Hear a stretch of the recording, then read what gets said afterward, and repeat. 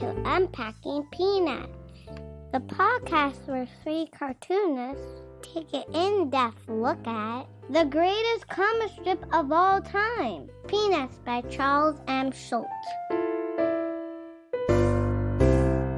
Hey everybody, welcome back to the show. This is Unpacking Peanuts, and we are in the grips of another holiday which is run by a big Eastern syndicate. It is Valentine's Day, and today we're going to be looking at some classic Valentine's or Valentine's adjacent strips from the first 15 years of Peanuts.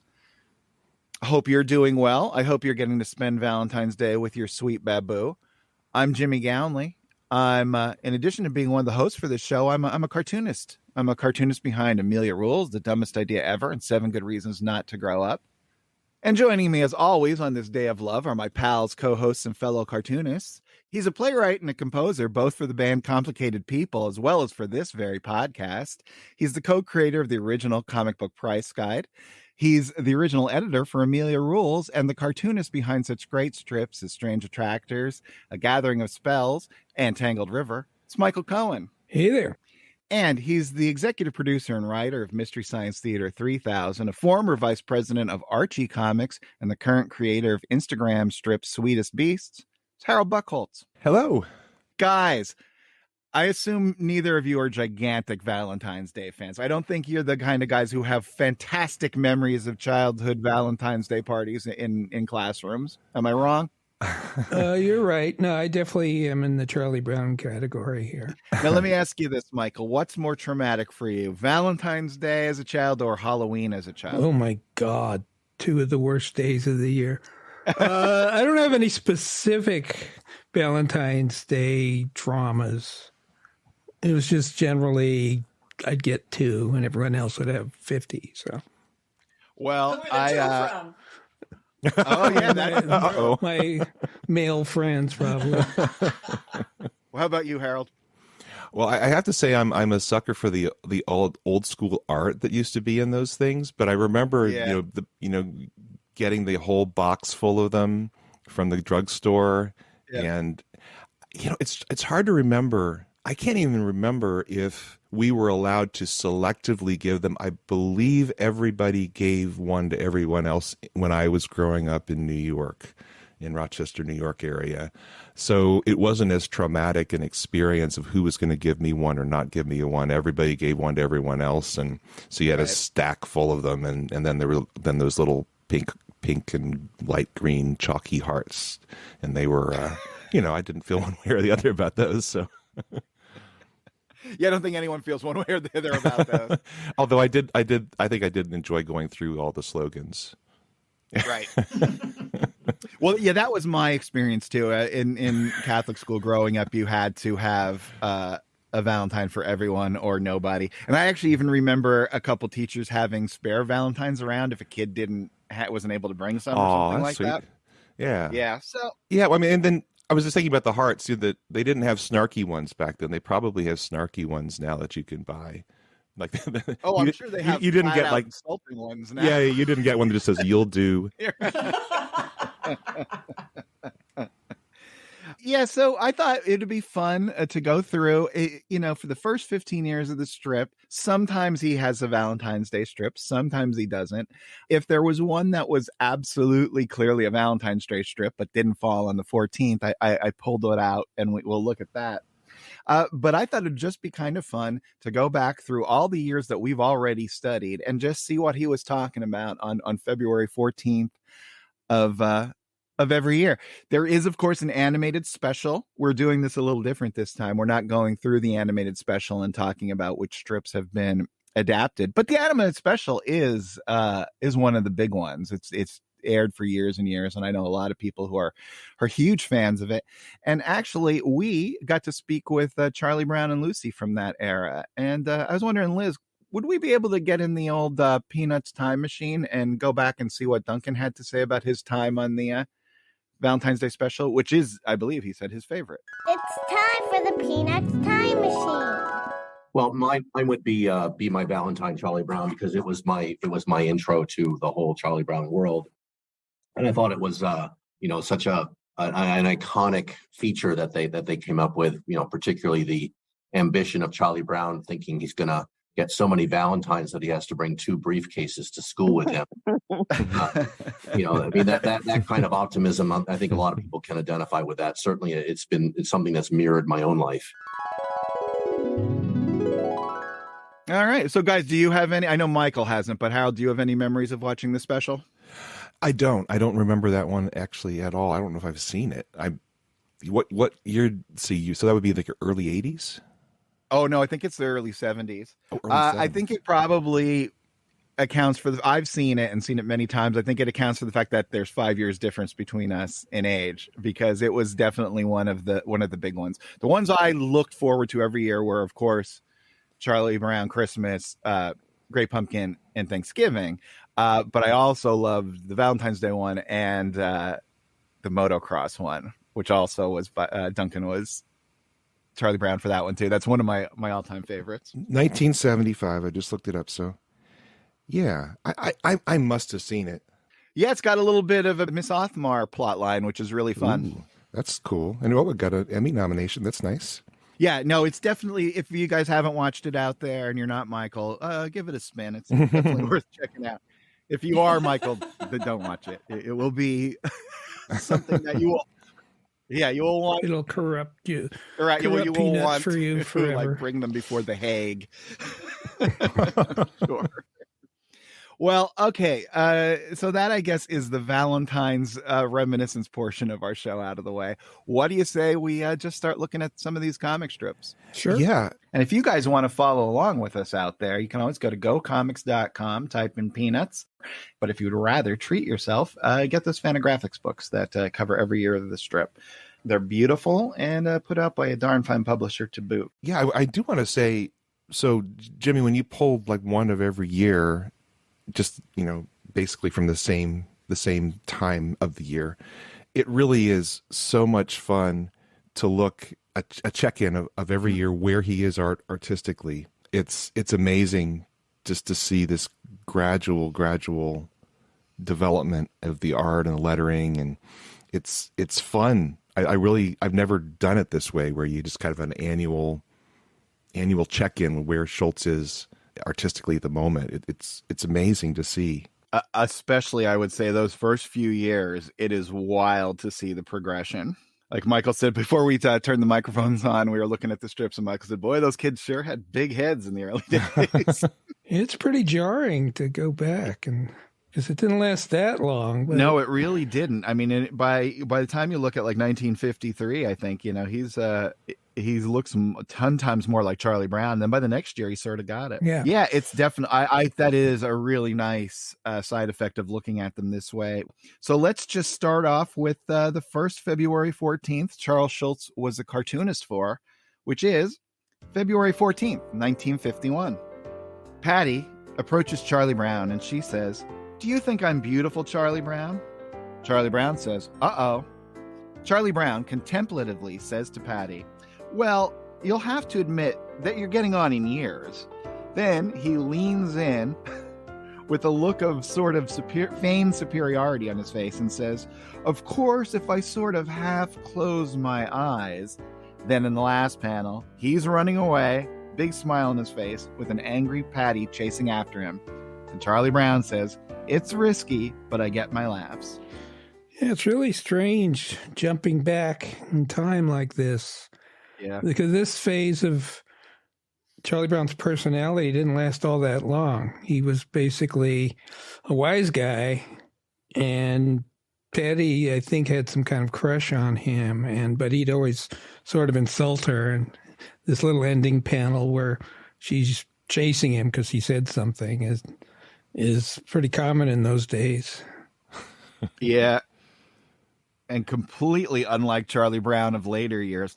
The panel that really throws me for a loop is him giving the side eye in panel 1 there. How far those eyes are apart on his head. Yeah, if you look at just like 51, 52, 53 in succession, how those eyes come together is pretty amazing. And especially when you consider it's counter to prevailing cartoon wisdom, which is the farther apart the eyes and the wider they go, or the lower they go on the face, the cuter the figure is. But in Schulz, by the end, I mean, the nose and the two eyes are basically butting up against each other. Yeah. Now, one thing he didn't do so much is drop the eye. It's kind of middle of the head. In fact, it's slightly above the ears, or the top of the ear. So that's one thing he didn't do. It would have been fascinating to see, if we just took this and we digitally dropped those eyes, what it would do to the perception of the character. Like a Hello Kitty Charlie Brown. Yeah, but they're small too. I mean, that little side eye thing, those eyes are tiny and so is Charlie Brown. He's younger than Patty, I think, in this 1951 version. She's taller she looks than him gigantic in that first panel because she's also like kind of stooped forward a little bit.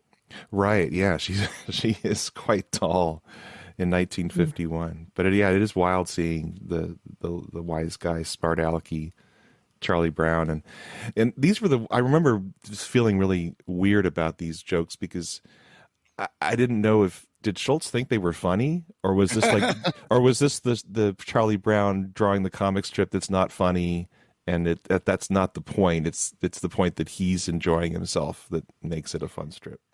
I think this is just the best he could do, like that. You know what I mean? I don't even. And I think, like Michael said, he does have, and he continues to have the rest of his career, these go-to punchline things. Like Michael, in our recent episodes where we were talking about 1965, 1966, Michael pointed out that if Charlie Brown says, I don't know, I never have any idea what's going on, or something like that, that's a way to always have a punchline. And I think this sort of Charlie Brown running away from Patty is like a go-to.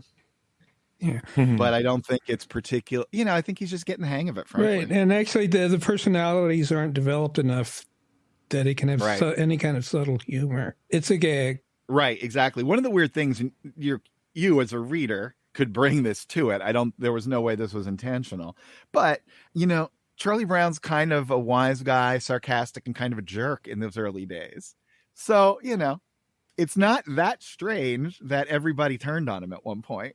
Right. And then he had through this phase, but they just no, It also feels slightly wrong because, we've heard this story that Schulz said that ultimately he thought the strip was about bullying and that he would not glorify bullying. But this is as close, I think. You got Charlie Brown insulting and enjoying himself. That's something that Schulz quickly moves away from. Oh, very quickly. Well, for the whole thing, like, it's about bullying. That's sort of like my 12 devices, where you guys hear Schulz's 12 devices and think, oh, this is just a homework assignment, doesn't mean anything. I sort of feel that way about the bullying thing. I don't think Peanuts is entirely about bullying or even mostly about bullying. But Schulz said, I mean, the thing that strikes... yeah, but Schulz said the 12 devices too, and you disagree with that. We don't know what he did. We don't know what Rita pulled on him there, but possibly. No. Possibly, yeah. But no, this is something that he volunteered. I mean, the story goes that I remember was Lee Mendelsohn, who was the producer of the animated specials, worked with Schulz for 35 plus years, that they were, the last time I think he saw him, he said they were out walking in the back of their place, and Schulz kind of volunteered that. So that's why I give it a little more weight in my mind anyway. No, I'm certain that he thinks it. I'm not questioning what he thinks about his work and what he felt. I'm just saying I don't think that's what it's about ultimately. No. Okay. And, sure. Yeah, I think it's like our endless Beatle comparisons. It's, John in 1971 is saying everything they wrote was rubbish. And, right. And he probably believed it at that point, but he probably didn't think of that at the time. He thought it was great at the time. Right. And what I was going to say, I just think the thing that's the larger theme in Peanuts is unrequited love, which ties into the Valentine's Day theme. To me, that's something that goes on and on and on. And bullying does, of course. Yes. But no more so than that, I wouldn't think. But how he treats it is what's interesting to me. I mean, that there's so much empathy for the person who's put upon in the vast majority of the strips, that there is a consistency there that I think led to a lot of people connecting to the characters. Oh, for sure. And I think that is unique. I mean, you think of most of the gag strips, this strip with Charlie Brown would be in tons and tons of strips, especially I think of the ones that he was growing up with in the 30s, when it's just rough and tumble knockabout comedy and that sort of thing. Right. That's something that he did move away from, and that totally changes the way we see Charlie Brown, like you were saying. And that I think is a part of the secret of what made Peanuts resonate so deeply, and the characters resonate so deeply with people. Oh, I do too. One of the things in one of the recent strips we were reading, I can't remember even if we discussed it on the show or if it's just something I read. Lucy, there's some sort of conflict between Lucy and Charlie Brown or whatever, and she said that the end line is something like, "Oh, he'll accept it or whatever. You don't argue too much when you're a Charlie Brown." The point of the punchline being when you are a Charlie Brown, taking this character and generalizing it, saying that there could be many of us who are Charlie Browns. I mean, he's cognizant of that. And that's actually really brilliant of him, that he's able to understand that while I'm illustrating this one particular character, it does have universal traits. It's like, of all the Charlie Browns in the world, right, you're the Charlie Browniest. Yeah, right. Yeah, right, exactly. February 14th, 1952. Charlie Brown and Violet are standing outside. Violet says, "You didn't give me a Valentine." Charlie Brown angrily says, "I did too." Violet, looking over her shoulder scornfully at Charlie Brown, says, "Well, it wasn't a very big one." Charlie Brown, still annoyed, says, "It was the biggest one I could afford." Violet, now looking happy, says, "Was it really?" Then they walk down the street together with Violet saying, "You're wonderful, Charlie Brown." This has got to be the only time anyone said anything like that to him. Yeah, this whole sequence is the opposite of everything that comes after it, really. Yeah. Good to see Violet in the pigtails again. Yes, classic pigtail Violet. Oh my goodness, with the brush hair. Yeah. Looking good. Yeah, I mean, and just you look at the design of 51 to 52, such a leap forward. Really, really nice artwork. And like you said, the brush seems to be more evident in this. There's a beautiful tree in the fourth panel. Mm-hmm. And before, there's no background at all in the 51, which I think, goes back to the Saturday Evening Post cartoons he was doing in the late 40s that kind of led to Peanuts. And he's kind of making that move into his own strip style. And it's really pretty. I like this. Yeah. That's definitely true. The other thing that's interesting here too is she's admitting her fondness for Charlie Brown, but Patty is not around. So that goes with your theory. She's a little touchy here. You see some of that kind of anger side to her, but yeah, she hasn't switched allegiances yet. Yeah, and she's angry though because she herself is hurt by something Charlie Brown did. Yeah, at least perceived. Yeah. To have done, which she, that's the opposite of, but they don't want to show any vulnerability whatsoever when they're together. Never. Yeah. February 14th, 1953. Patty and Charlie Brown are sitting outside on the curb, actually on a little bench by the curb. Charlie Brown says, "Nobody loves me. Everybody hates me. I didn't get a single Valentine, not one." Patty looks through a stack of envelopes on her lap and says, "That's awful, Charlie Brown. Here, how do you like this?" Charlie Brown says, "For me? Oh boy, wow. This is something," he says, standing up and holding the Valentine. "A real Valentine." Patty says, "Don't take it too seriously. I'm just loaning it to you so you won't feel bad." Oh, there's the Charlie Brown we know. Yeah, there you go. Yeah, it's getting there. There's some odd things happening in the background there. It seems like it's switching locations, right? Well, houses disappearing, trees appearing, disappearing. Yeah, it's very crazy, Cat. I really like his art style right around this time. I'm looking down to the next year, and this is like if I was on a little graph, where you're just punching the things that you like and don't like. It's like 51 to 52 to 53, major steps forward, and 54, I don't like as much. So it's interesting that I don't remember that, but visually, I prefer 53. Really? Oh no, really? I do remember you saying that. I wasn't reading ahead, so yeah, it's interesting big jaw era. Now that I look at them side by side, I feel like 54, in terms of the character design, is a step backward for me. I'm not sure. Well, let's take a look at that strip and then we'll discuss it there. February 14th, 1954. Lucy is outside. It's night. Charlie Brown is wondering what she's doing as she's pointing up at the sky, counting 22, 23, 24. In the next panel, Lucy continues, I wonder if I counted that one. Charlie Brown, looking up, says, which one? Now, this is really weird because now that's the strip that has been, or that's the part of the strip, rather, that has been set aside to being removed. Because now the strip starts over on tier 2. Charlie Brown says, what's going on here? Next panel, Lucy says, I'm counting the stars, and believe me, it's quite a job. Charlie Brown says, I should think it would be. Lucy says, the whole trouble is I'm too far away. I can't see some of the teeny weeny ones. Lucy walks away saying, I think I know what I need. She comes back with a very small child's chair, which she stands on top of, and then says, say, this makes all the difference in the world. It's true. This one does look weird. It's a Sunday, so it was originally in color, but the day for night effect is weird because, often he has lots of strips with, black starry skies. But at this point, maybe he didn't know how to deal with Lucy's black hair against a black sky. Well, yeah, this is one I wish we were looking at in color because I'd be curious to see how he handled that night sky. Yeah. And also that big using straight black for, I guess, the grass.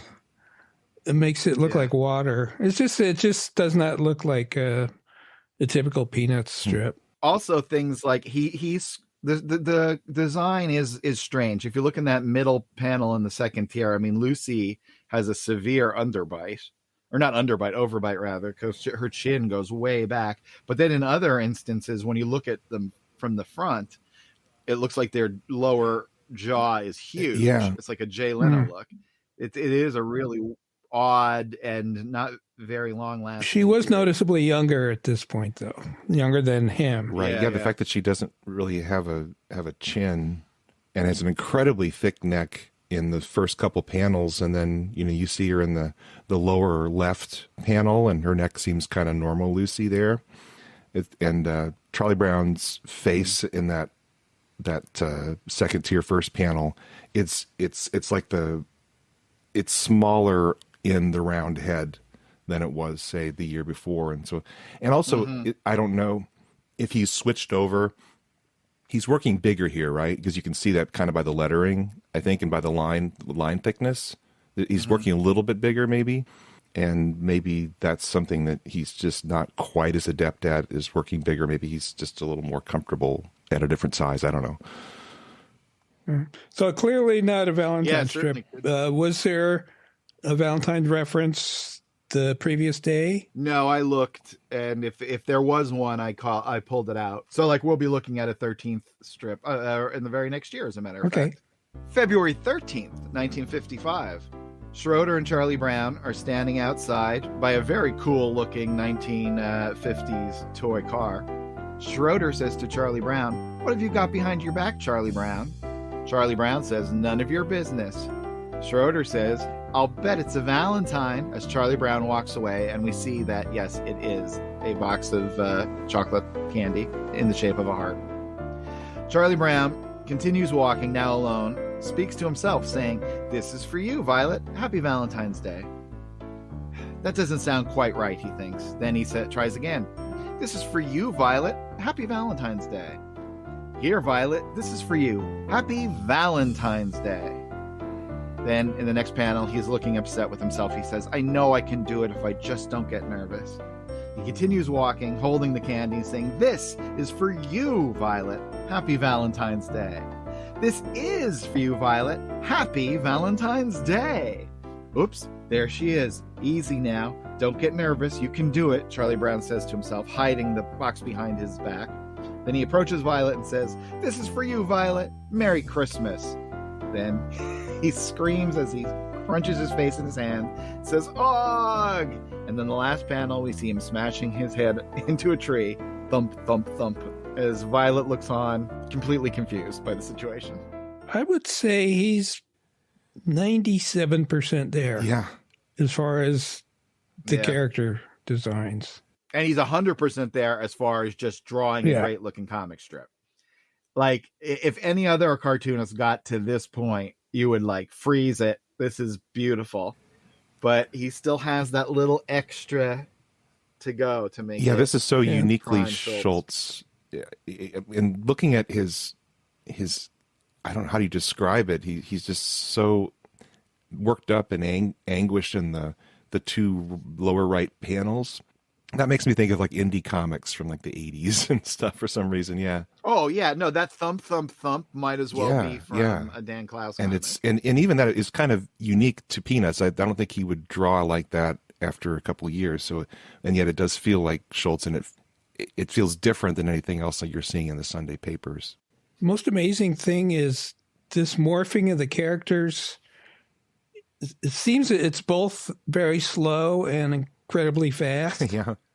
You know, just look, if you're looking at these, just, you know, flipping through the strips from the first 4 years, major change. I mean, it changes drastically, but in the course of each year, you don't see it. Right. And we're not going to see a whole lot of I don't know Snoopy. if you'd ever go like, well, the December ones look different than the January ones. No, and I mean, we have tried so, you know, to pinpoint where this stuff is happening. It's you have to be staring at it at a microscopic level to see the little subtle changes. And, you know, I assume 99% of these for Schulz are completely invisible too. Yeah, you know, he's just right. He's not just saying, "Oh, I'm going to change this." No, I don't think he's conscious of this. And I do like the little car, the little right. Oh yeah, the little car goes with the 1950s. That looks so much like a Nash for Metropolitan, which had come out the year before. Which we used to own a bunch of them. Yeah, we sold car parts, really? new old stock car parts we were like one of the top 2 sales out of our basement. We were selling. Are you serious? Yeah. How do I not know? You didn't know that? Yeah, we had a mail order business. My dad, that's a whole other story, but my dad did go to Chicago. There was a thing called Hemmings Motor News, which was like this 700-page magazine of classified ads for old car parts and selling old cars. And he went to Chicago and he bought what was called, I think, a $3 million inventory for like $13,000. It was nowhere near a $3 million inventory from this old warehouse that was so old that wherever people used to dock to pick stuff up was now a highway. You've seen those things where you drive. It was a minor highway, but it was a highway. Yes. And so he had hired this guy to back up his 18-wheeler, and he was blocking 3 of the 4 lanes of traffic. And my sister and I were teenagers, and we went up to the top floor of this warehouse, looking out of this window, and as far as we could see both directions, there was cars backed up. And then you see the police lights from far away coming up the road, and we're like, oh, what's going to happen? And so the policeman stopped and found out what the problem was, and he worked with the truck driver to jackknife his cab so that he was only blocking 2 of the 4 lanes. And then they was directing traffic. But oh my gosh, that's a very memorable moment for us. But we wound up getting the Nash Metropolitan parts, separating them out from the American Motors, and then we sold off the rest of the American Motors after a number of years. And then we were selling these parts out of the basement. Yeah, it was crazy. It's bizarre. I have known you since 1997, and and really well, basically since like 2001, and I've never heard that. I didn't know that. And for you listeners out there, I bet if you were to guess whose anecdote would end with the cops being called, let me tie this into Valentine's Day. Let me tie this into Valentine's Day. Our number 1 competitor was out of Hollywood, California, and his name was, no joke, Jimmy Valentine. And we were the new kids on the block, and he charged more than we did. And my dad loved tweaking this guy. So I do remember in the February issue of Hemmings Motor News, just to tweak the guy, my dad had a classified ad. He called it the Valentine's Day special because he knew. Oh no! You know he's a mobster, right? He's clearly a mobster. Oh man. Yeah, anyway, that's my memory. And the Jimmy other thing is, Valentine. there's no way, I think, that the Charlie Brown or Schroeder could get into that little car. It's so small. Oh, absolutely not. It would be an infant that would fit in that car. February 14th, 1956. Charlie Brown is standing outside. He has a big smile on his face, and he says, I think I'll sit here until the mailman comes by with all my Valentines. He does just that. He sits on the little curb outside his house. Big smile on his face, then less of a smile on his face. Then in the final panel, it is night. He looks forlorn, and he says, well, that's the way it goes. Now that's a Peanuts comic strip right there. That's like firing on all Peanuts Charlie Brown cylinders, I would think. I agree. Charlie Brown's head keeps getting smaller and smaller in relationship to his taller and taller body. He looks like a teenager practically in those first two panels. Mm-hmm. That is a big change from last year's design to this year's design, yeah. I hate to get into this, but in both word balloons, there are 2 periods.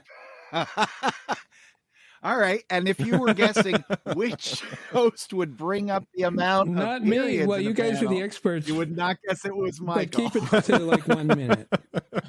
It is. I love that. Here's what I'll just say. I love that he invented a punctuation mark. Well, describe the two period mood. What is that doing, Jimmy? To me, it is a resignation, but not a full stop. Because that's the way it goes, right? That's a finality. Yeah. That's the end. Well, that's the way it goes. With 2 periods but I'll be out here tomorrow. 3 would be more of it's a natural ellipse. Well, that's the way it goes. And it could be anything. But the 2, by the way, I'm pulling this all out of my butt right now. I have no idea what it actually means. But my thought is that the 2 signifies uncertainty, quantum uncertainty. His next action is both a positive one and a negative one. We haven't decided. So you yet. could say that the 2 periods indicate wishy-washiness. Yeah, you could absolutely. One is wishy and the second's washy, especially if you look at it, because that's what happens at the beginning. A minute's up, right? A minute's up. All right, moving on. February 14th, 1957. Oh, here we go. Lucy is looking at her beautiful Fuss Budget trophy, showing it to Charlie Brown, actually. It's huge. It's taller than him. And he says, this is a beautiful trophy, Lucy. Awarded to Lucille Van Pelt, 1954, 1955, 1956, the world's #1 Fuss Budget. Lucy very proudly says, you see, after I won it 3 years in a row, they let me keep it. Charlie Brown says, what's this little figure on top? Lucy says, that's a Fuss Budget fussing. And you can see it looks basically like a little hot dog or a cheese curl on top, but it is a Fuss Budget fussing, apparently. This is a little klutzy. I mean, we didn't pick this. It's for a Peanut strip. It doesn't flow very well. What doesn't work for you, Michael, specifically? Does it just... The fact that it's bigger than them and it's on the floor and that figure, doesn't look like anything. Yeah. Also, it's sort of a break into a fantasy world, whereas I'm not sure. Maybe in this period, there's lots of that. We're in 1957 already, but this is assuming that she is actually part of like a bigger world of Fuss Budget.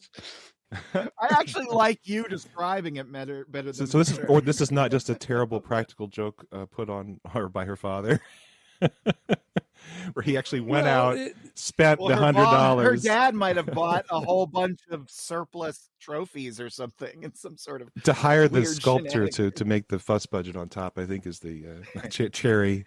You know what I find weird about this strip is Charlie Brown's ear. Yeah. In panels 2, 3, and 4. Oh yeah, it's weird. Yeah, and it's still really big jaw characters like Lucy when she's proudly smiling. Yep. Her mouth is at the level of her ear. Does this look like a throwback to you? Like really? Like does this look more like 1955 to you? If you're flipping back and forth. Well, the big jaw thing does make me. I mean, this is just a period, and the height of the character, right? Yeah.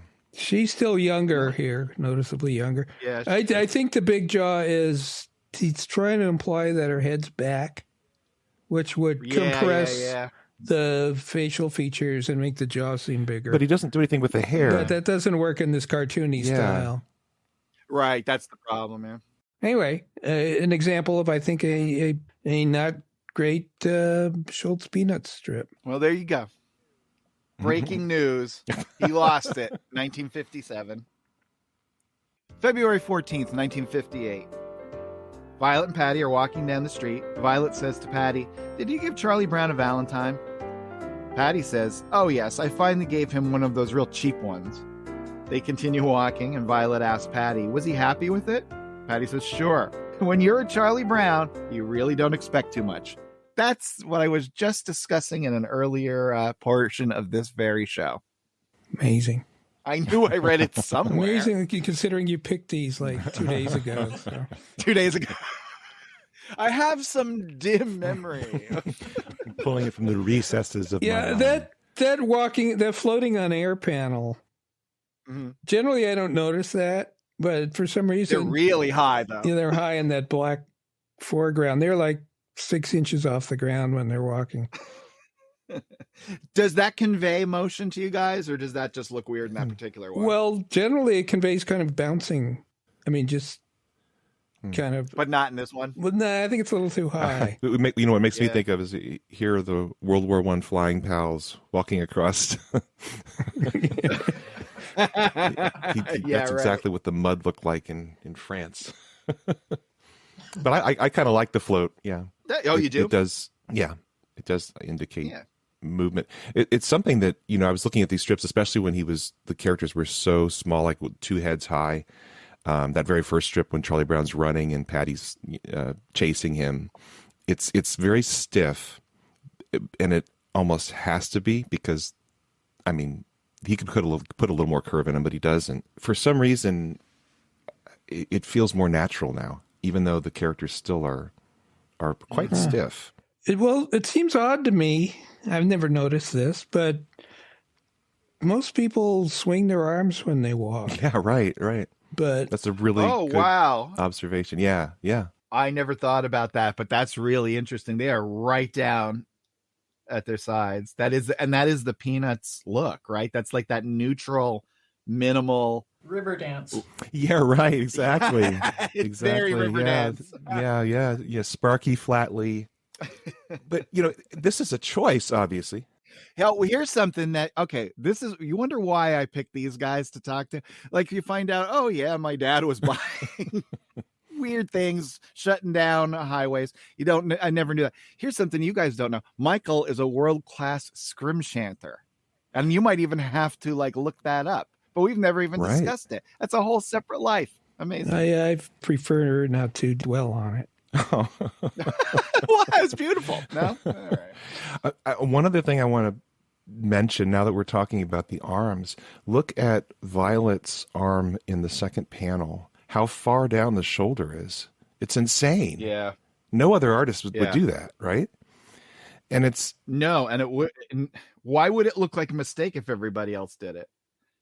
Although this one, this is not the best drawn panel. I think her profile is a little odd. Well, look at panel 4. It's the same thing. He's dropping that shoulder so far down, and it does lead to this kind of looks like a column. These characters are stiffly a column, and because he's doing more sophisticated dialogue for them, and they often talk in stilted ways, I'm guessing it's all part of this kind of deadpan humor that he's getting into, that he's wanting them to, he doesn't want the movement of the bodies to take away from the nature of the dialogue, and it works. Yeah, he doesn't want anything to take away. I think you're right. That. Yeah, a lot of cartoonists think, hey, it's a cartoon, I'll have it, their arms flying around. Yeah, and I'm guilty of that when I'm drawing. I notice the more life you put into the characters, the more it feels like you're overselling whatever you're doing, unless it's just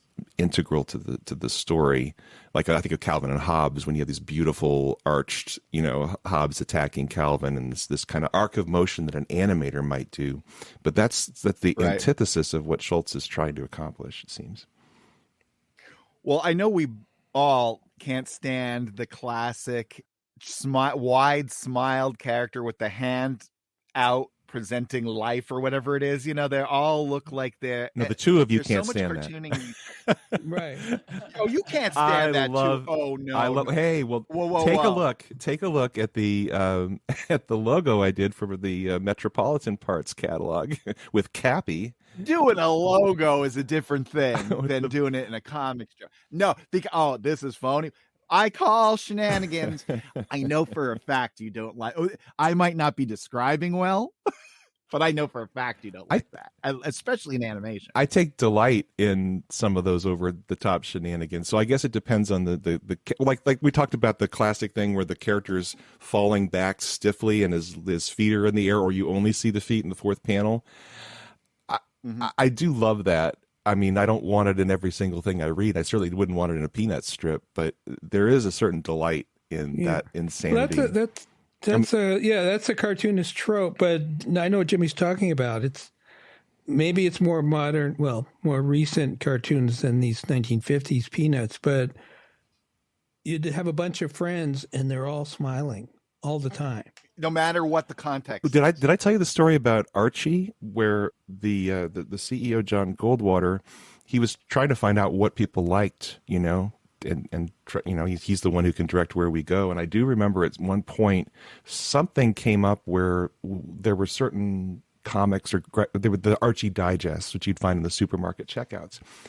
There was something about he wanted the characters to always be smiling and never have their eyes closed. That was kind of the edict from him based on what he had heard from what was selling and what wasn't selling. On covers.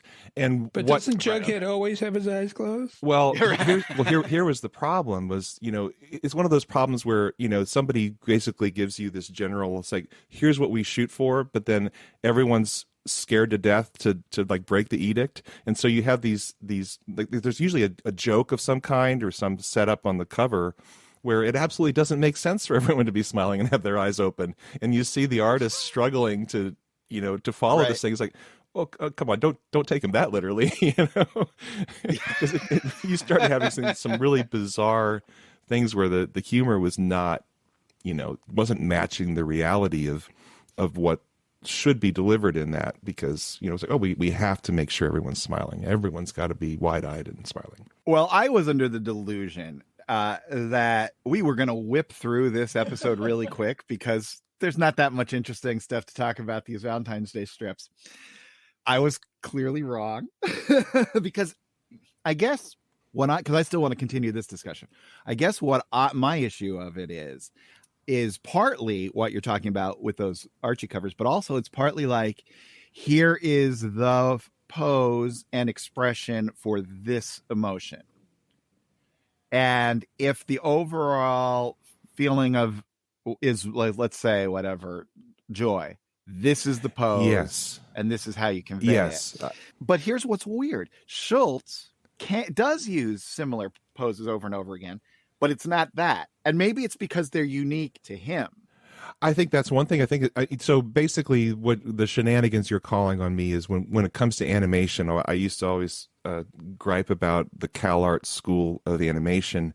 Not that. See, I wasn't going to say, but yes, that's what it is. Yes. And so many talented animators came up through that, which was originally was attached to Disney, the CalArts, and you had certain animators that were teaching literally hundreds of young up and coming artists how to draw, and they would draw things in their style. Like we're saying, Schulz has his own stock things, and everyone was learning the stock thing from the same artist. And so I hated that. I hated that in animation where curiosity always looked the same way, and being I don't know, another kind of skeptical. It's always the same thing. That would drive me crazy, because you look at early animation from like the Disney from like the late 30s, early 40s, and these artists that came from all over the world, and everybody would do something just their own style, unique, and you'd constantly be surprised by the characters. And now when I look at so much of animation, I just see stock pose, stock pose, stock pose, and it's not the animator's stock pose. It's I totally agree with you on that. I Schulz. It's interesting that Schulz has, if he does not want you to focus on the characters, and he does keep characters neutral. I think that's the whole anger and happiness index thing that I've been doing. I've been fascinated by the neutrality of the poses that and sometimes, the strips, many of the strips have neutrality all the way through. And so there's never, it's hard to do a unique neutral pose. And then when he does go into some kind of thing like joy, like you see Charlie Brown in the fourth panel, this 1958 Valentine strip, it's a look that you haven't seen very much on Charlie Brown's face. Yeah. It's like that he tries to do in a unique way that's true to the emotion of the character, because that's a unique emotion. But totally Schulz is trying to take you away from, I don't know, it's almost like it just sucks the energy out of the strip if there's too much unearned emotion, or it doesn't make sense to the flow of the story. And I struggle with this all the time in my own cartoons, because I'm using some very exaggerated designs. Yeah, and part of it is that because you're using those exaggerated designs because it's a visual medium, and part of drawing these comic strips is that you want the person to have like a fun and interesting aesthetic experience separate from the overall, say, content of the words or whatever. And when it works masterfully and those two things, harmonize together perfectly, it's such a beautiful art form. It's hard to get it to do that, though. And I think sometimes too, the other thing is it's more fun to draw interesting poses. Yes, absolutely true. And that's, again, going back to animation, I think of like the era of like the 80s, right before we got to The Little Mermaid.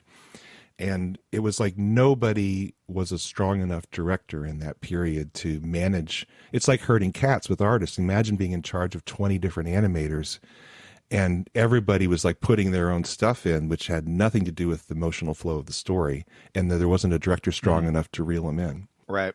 Well, I've been wondering a question I wanted to ask Michael, and I could never find a place to exactly fit it in, but it actually flows here because we're talking about watching this strip evolve over time. So when you were reading the early Fantastic Fours, let's say, let's definitely go with the Fantastic Fours. You were cognizant of the changes of Kirby's art over the issues, right? And like different inkers and all that kind of stuff. Not at first, but yeah.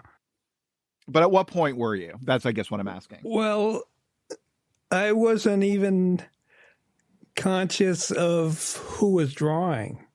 I mean, even though, when I started reading those, and they'd put the credits in, I wasn't used to that because I was actually a DC reader for years before, and they weren't doing artist credits.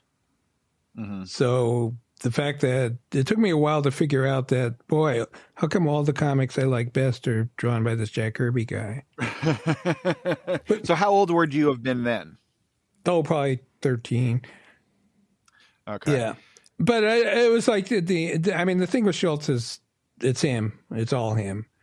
I'd always blame the inker for any problems with a Kirby page. Oh, because I guess what I was getting at is, like, were you as a young person able to, like, let's say a teenager, not when you're a little kid, but were you able to see the changes in Schulz, or were you or like when you like lost interest or whatever, did you just feel like I'm outgrowing it, or were you feeling that the strip itself, could you see how much it had changed over the years, I guess is what I'm asking? Well, I mean, I'm seeing it now clearly because we're reading them all. No, at the time, certainly when I started, which was probably around 56, I'm guessing, they've already sort of established the classic. He's already established the classic look. But what I accepted as like the classic Snoopy was that long, extended look from the late 50s. But Snoopy, I mean, at that point on, Snoopy always looked like the classic Snoopy, even though he kept changing. It was always like, yep, that's the perfect Snoopy. Right. I accept them all equally. Oh, that's interesting.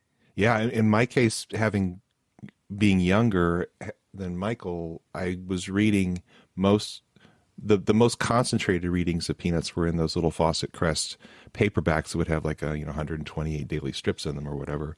And I remember, I think I mentioned this before, I noticed that the different styles, because they're all clumped together, just like when we're reading today.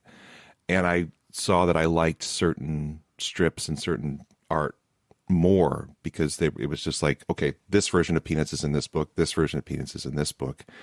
And even to this day, when I look at, I think where I can't remember what year that was, in the early, like 53, 54, when he's going into a phase that I think runs all the way through the 50s.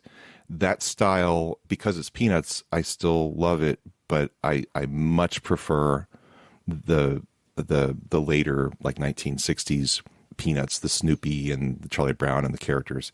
In fact, I was noticing here, when we'll get there, but as soon as you hit February 1960, all of a sudden something has happened where he has just nailed something that is electric for me. And I'm like, oh my gosh, this is amazing. Electric. Yeah, it's very alive.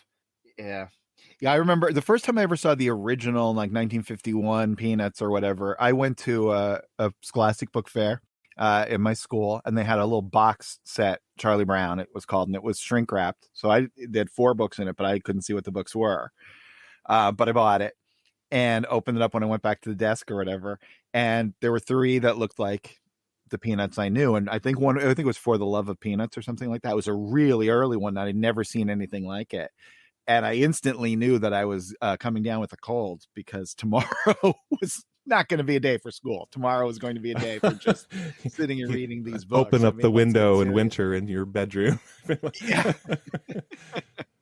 I was a world-class hooky player. There's no, I was Ferris Bueller before Ferris. I didn't do anything interesting. I just stayed home, but I was a master of faking sick. February 14th, 1959. Violet and Charlie Brown are standing outside. Charlie Brown says to Violet, "You really didn't send me a Valentine, did you?" Violet says, "Of course I didn't. I said I wasn't, and I didn't." Violet walks away, and Charlie Brown calls after her, "You really keep your word, don't you? That's very admirable." Violet says, "Thank you, Charlie Brown." Then Charlie Brown yells out after Violet, "You blockhead!" I don't think he's ever used that phrase. Yeah, it's so funny because it's coming from Charlie Brown, Yeah. right? Yeah. This is a weird one, but if you had written the second panel, would you have written it the way he did? I think I would have used, I said I wouldn't, and I didn't. But yeah, I think that's a good point. I think Schulz has his reasons for sticking with wasn't. But yeah, that's interesting choice. I'm trying to convert it to like Amelia idiom, but it would be, I don't know. It'd have to be 3 things. I said I wasn't, I didn't. Yeah, I said I wasn't, I didn't, and I won't. Or something. That's exactly, yeah. Anyway, weird O's on the U Blockhead. Like, he just spent no time trying to make those circles connect. Yeah. At all. Makes me think of that thing where he was saying how, there's certain strips you just can't wait to get them done. Especially the lettering, he would say. I just want to see it on the page. Can't wait to see this one. Yeah, I can see that. Maybe the more rushed it is, the better he liked the joke. Double exclamation point. February 14th, 1960. Charlie Brown is standing outside, and he can't stand it. He says to himself, "I can't stand it." In the next panel, this is Sunday, by the way, the gang, including Patty, Shermie, and Violet, are all hanging out, showing each other their many Valentines. Charlie Brown says, "Look at them all laughing and enjoying themselves with their Valentines." This is eating Charlie Brown up inside. He says, "I sent everyone I know a Valentine, but did I get any in return? No, not a single one." He leans his head up against a tree and says, "Everybody gets Valentines except me. Nobody likes me." Now we see Lucy, Schroeder, and Linus all walking by with their Valentines, and Charlie Brown says, "Look at them. They all got Valentines. Everybody got Valentines except me. Even Pigpen gets Valentines." And we see, in fact, that is true. Charlie Brown is now alone, and he says, "But do I? No. I get as many Valentines as a dog." And then in the next panel, of course, Snoopy walks by with a mouthful of Valentines, leaving Charlie Brown alone to sigh. Sigga. So, as someone who never got Valentines, are these all store bought, or did people write their own little notes? No, they were. But in the 70s, it was boxes of little perforated cardboard like almost like luggage tag things, and they would have a cartoon and like a cute little message on the front. They still make them. They're all like, attached to franchises now, like the Avengers or whatever, Star Wars. But when they're laughing in the third panel, were these joke Valentines? Well, I don't know. In 1960, these may have been. I don't know that they're laughing. They might just be happy. Like, oh, look at what wonderful thing I got. I don't know. These look homemade, right? I don't know what they were doing in 1960. Harold, you must have an encyclopedic knowledge of Valentine Protocol from 1960. No, I don't. Oh, that's I don't weird. know what to.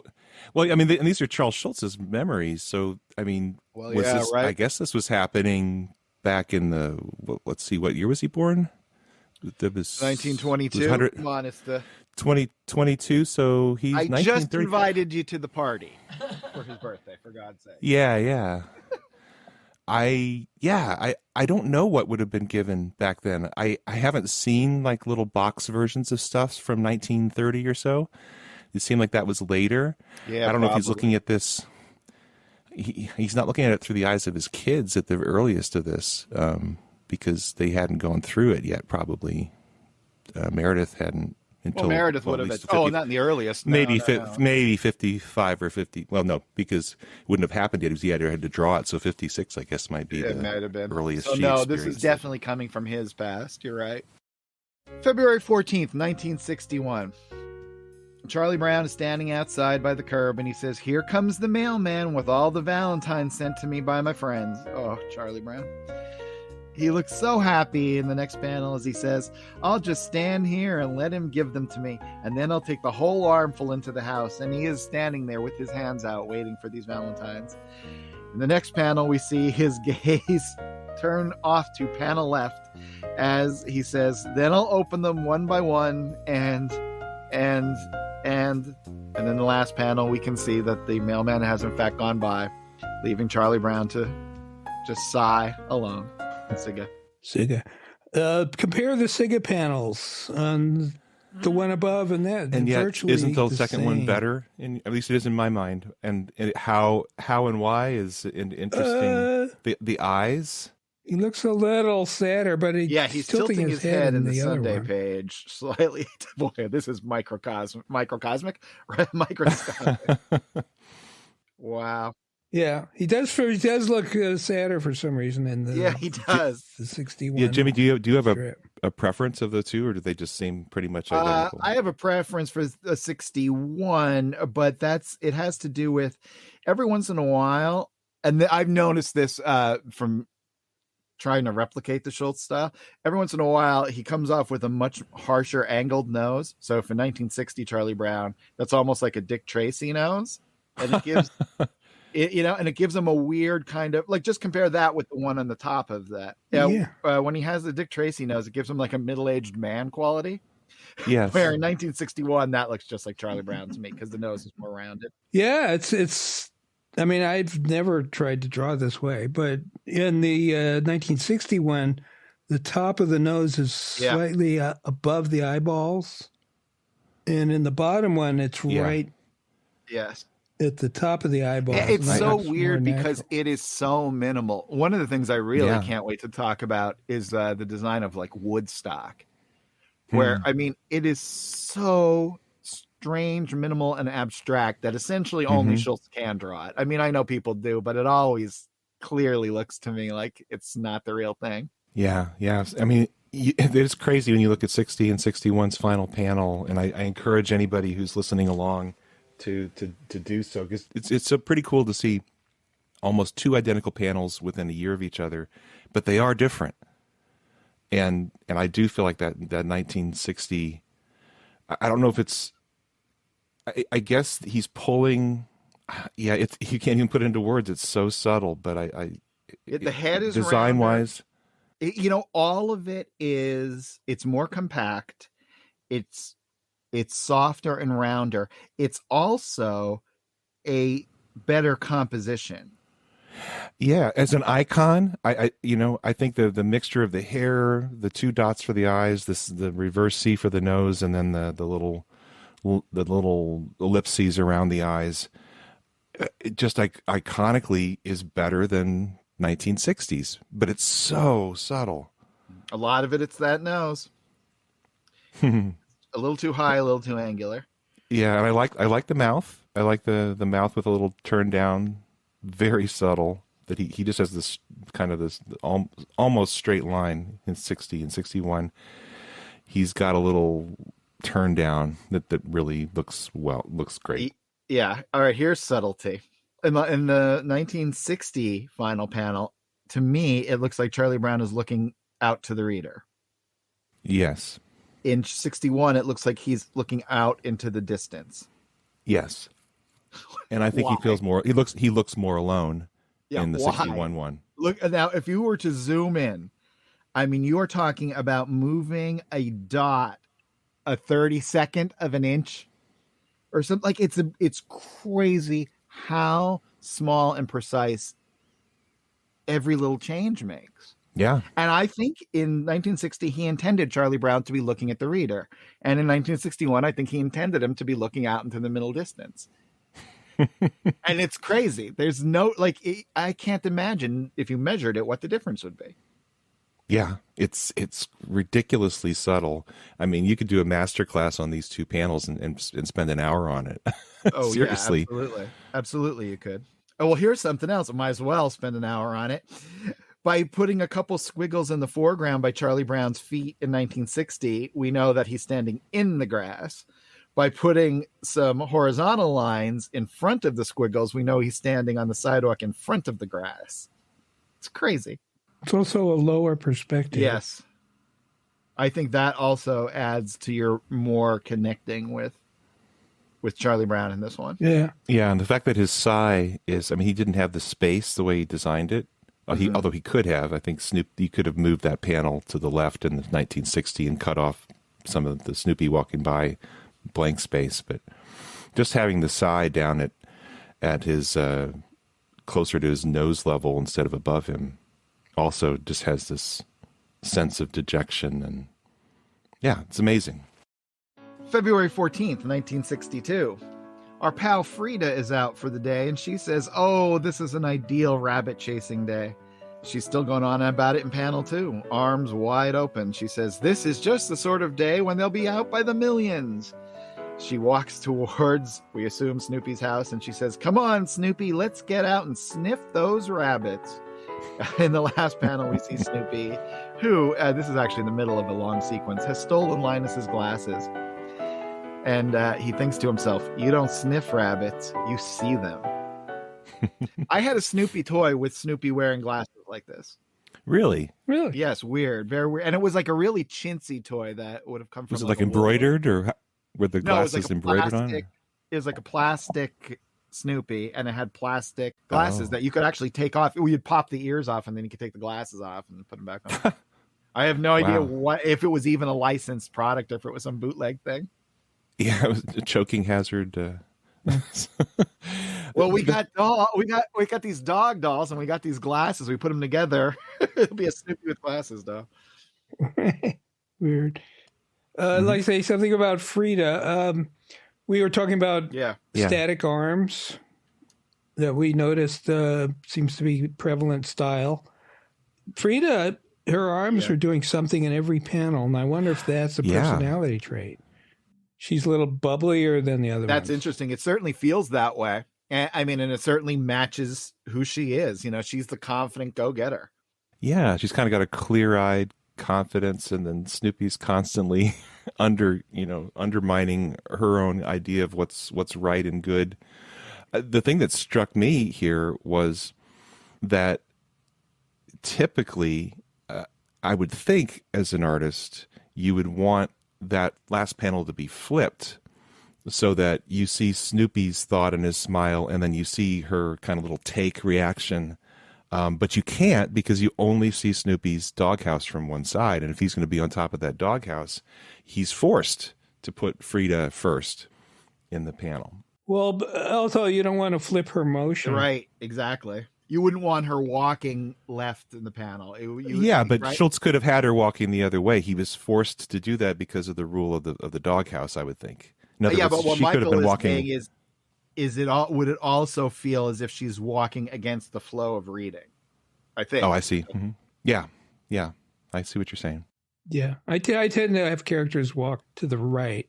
Well, that was an old C.C. Beck, the guy who did the original Captain Marvel. He used to always say, if you want characters to move with the flow, you should make them go left to right unless they are in opposition. Mm-hmm. And certainly there's no opposition to Frida in that third panel.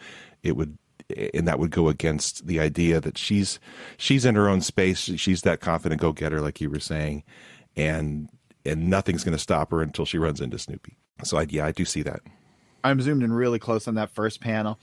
Look at those arms. Those are super loose. Yeah.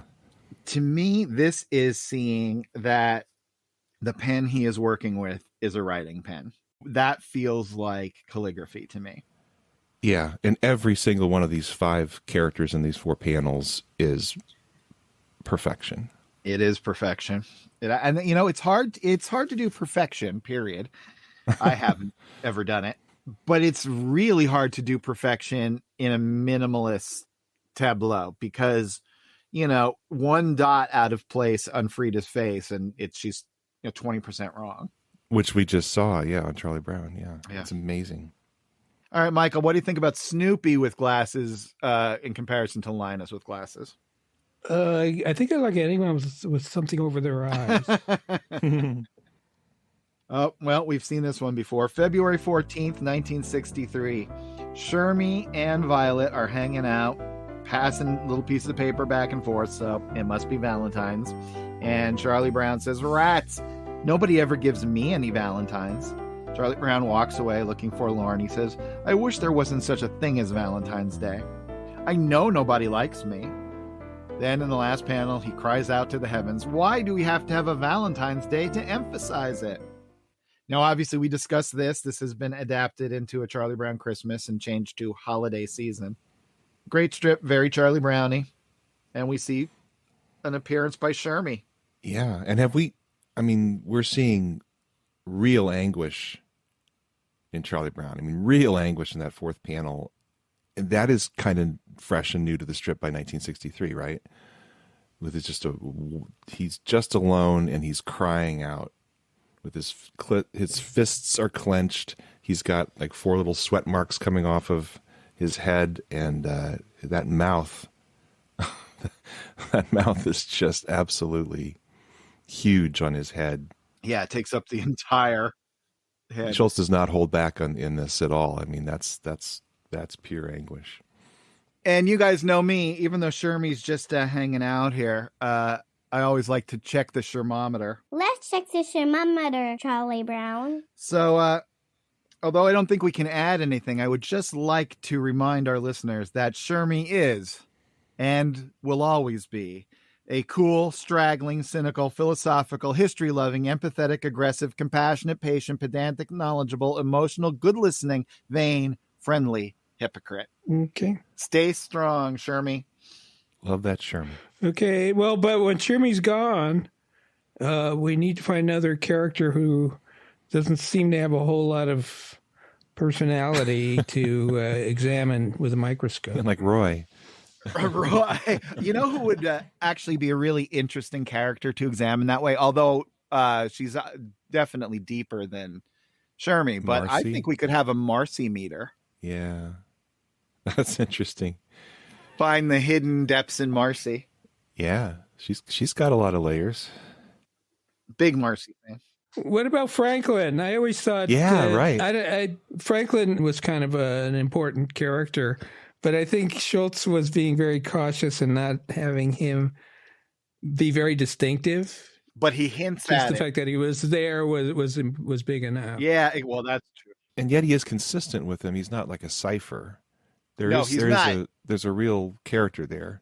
He's connected with his family. He's always talking like about his grandfather and stuff like that. He feels like Charlie Brown in that neighborhood, except he's not put upon. That's how he feels to me. Yeah, and I love their little moments together when they're talking about their families and yeah, those are great. February 14th, 1964. Charlie Brown is on the bench, his school lunch bench out in the recess yard. And he says, "There's that little red-haired girl. She's handing out Valentines." In panel 2, he's leaning into it. He's getting excited, and he says, she's handing them out to all her friends. She's handing them out one by one. She's handing them out. She's still handing them out. In the last panel, he's starting to look upset, and he says, now she's all done. That was the last one. Now she's walking away. Then, in the last panel, Charlie Brown looks absolutely devastated, but hilariously so. And he just says, Happy Valentine's Day. Again, look at the emotion on Charlie Brown. Schulz has found a way to show utter anguish in 63 and utter dejection in 64. It's amazing. I'm still a little uncomfortable with him as a stalker. Well, I mean, he doesn't know her, so why is he like so involved with her? Well, yeah, well, it's hard to stalk her when you won't even go near her. Well, he knows where she lives. That was kind of spooky. Yeah. I mean, did you guys ever have that situation where there was someone in school and you admired them from afar, but you didn't dare go speak to them? Yeah, everyone in school. Yeah. Well, not in Girardville. You pretty much had to talk to anyone. You couldn't really. You couldn't afford to pick and choose. There was like 12 people. You know what I mean? Yeah, there was a girl in, I think it was 8th grade, and I just thought she was so cute, and I would watch her with a friend of hers at, I think, like by study hall. I would be like on the other side of the cafeteria, you know. But I think, oh wow, wouldn't that be amazing if someday? It's very, very much like the little red-haired girl. And there was a teacher who was a really nice teacher, and we had like the alphabetical seating, so you're always seated next to the same person, whoever did that in your junior high. But then for no particular reason, for the second semester, the teacher just said, okay, I'm giving you a fresh seating chart to mix it up. And she placed me right next to this girl. And I was thinking to myself, I don't think I was that subtle in being enamored with this, because I got the feeling that the teacher, I think the teacher was like, okay, I'm going to put these two together because I can tell that he likes her. You know, that was the feeling I got. That was like a little gift from the teacher that I get a chance to meet her. Oh, very sweet. February 14th, 1965. In panel 1, we see a silly drawing of Snoopy making kissy lips surrounded by a Valentine's Day heart. In the next panel, Sally walks by and she says, "Hi there, Tiger." In the next panel after that, Patty walks by and she says, "Hi, Snoopy, how are you today?" In panel 4, Violet comes over and shakes Snoopy's paw, saying, "Hello, Snoopy." Panel 5, Lucy walks by. "Hi, Snoopy." Panel 6, good old Frida walks by, and now she says, "Hello, Snoopy, how's the boy?" Then Snoopy looks out after her. Then, in the next to last panel, he seems concerned or dejected, and he says, "Rats." In the last panel, we see him up on his doghouse, and he thinks to himself, "Nobody ever calls me Sugar Lips." I've never heard anyone call anybody Sugar Lips. Is that like a thing from a movie or something? So. I think it's a thing from Snoopy. I don't know. Yeah, that's just a Snoopy preference right there that never got fulfilled. Boy, so much gorgeous, simple drawings here. I love that panel with Violet shaking, or basically holding Snoopy's paw. We don't see any motion lines. But look at Snoopy's response to her. I joined all these Facebook Peanuts groups because I wanted to let them know what we're doing. And so I now get lots of various eras of Peanuts on my Facebook page.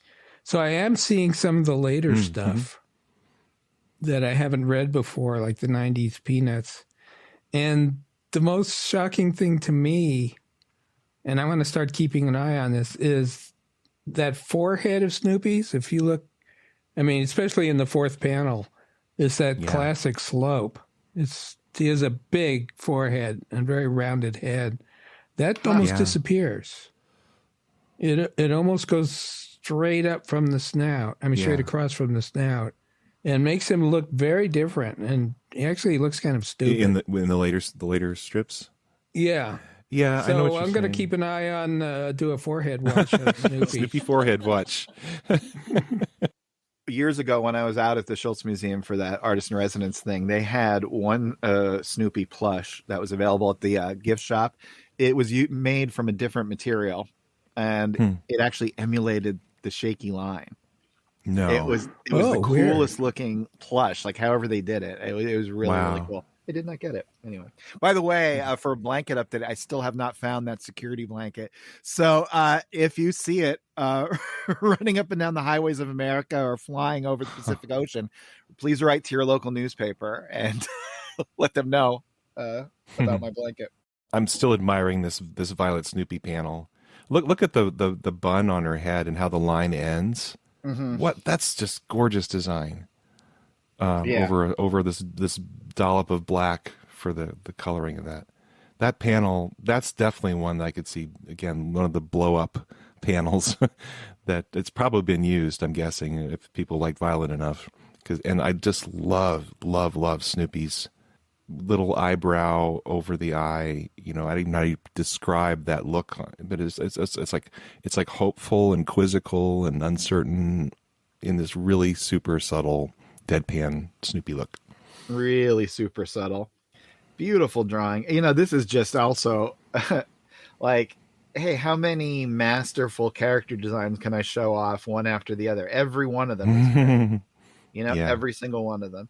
I love Patty's little 50s looking coat and hat.